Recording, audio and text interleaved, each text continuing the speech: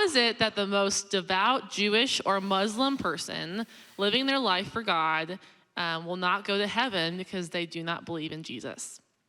Okay, it's a great question. How is it that the most devout Jewish or Muslim person that doesn't believe in God will not go to heaven? Is that right? Mm-hmm. So it's interesting, when Jesus was around, he was talking to Jewish people, right? And he was talking to devout Jewish people. So this is not my idea, this is Jesus' idea. Jesus said to them things like in John chapter 3, verse 18, whoever believes in me is not condemned. Whoever believes in me is not condemned, but whoever does not believe stands condemned already because he has not believed in God's one and only Son. And at the time, we realized Jesus is talking to devout Jewish people at this time. What Jesus is saying to them is, through all of world history, all of these stories, all of these poems, all these pictures, all of these prophecies have been leading up to me. And if you're somebody who truly believes the scriptures, I am the fulfillment of all of those things that you have been waiting for. So now at this point, everything that you believed is pointing to me. Trust in me. Because the reality is, all of those things they've been doing up to this point are foreshadowing of what's going to happen with Jesus.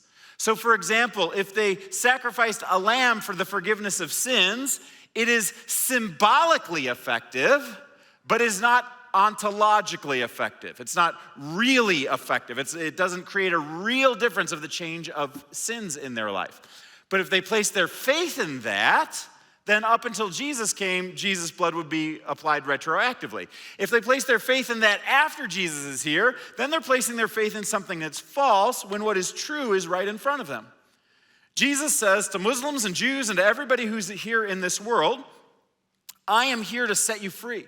I'm here to give you forgiveness of sins. I'm here to solve the biggest problem that you have. And the biggest problem that we have in this world is not that we haven't stacked up enough good deeds. It's not that we haven't been devout enough to some religion. Our big problem is we have a sin problem. We've rebelled against God. We've betrayed other people. We've hurt our own souls. We've hurt the planet. We've done this stack of things against God. What's going to happen to get rid of our sins? And there is no religion that gets rid of sins. Judaism doesn't. Christianity doesn't. Islam doesn't. Religion does not get rid of sins. Jesus gets rid of sins. And so we have to depend on Jesus to be the one who pays for our sins. It's not by going to synagogue or church or mosque or anything that gets you saved. It's Jesus and trusting in Jesus alone that gets you saved.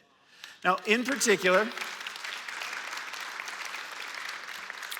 because they ask about Muslims, I'll go ahead and talk about this. Muslims teach very clearly in the Quran that Jesus was a prophet, a good man, a miracle worker, and he's coming back to judge the living and the dead. Pretty interesting. But the Quran also teaches that Jesus did not die on the cross, that he is not the Son of God, and that he did not rise from the dead. If you choose to reject those things, you have rejected God's idea of salvation. That's why it's impossible for a devout Muslim to be able to go to heaven. They can't, because they have to trust in Jesus, and that's against what the Quran teaches. Jesus is the Son of God. Jesus is the one who died on the cross. Jesus is the one who rose from the dead. It's the only way to be able to get to heaven.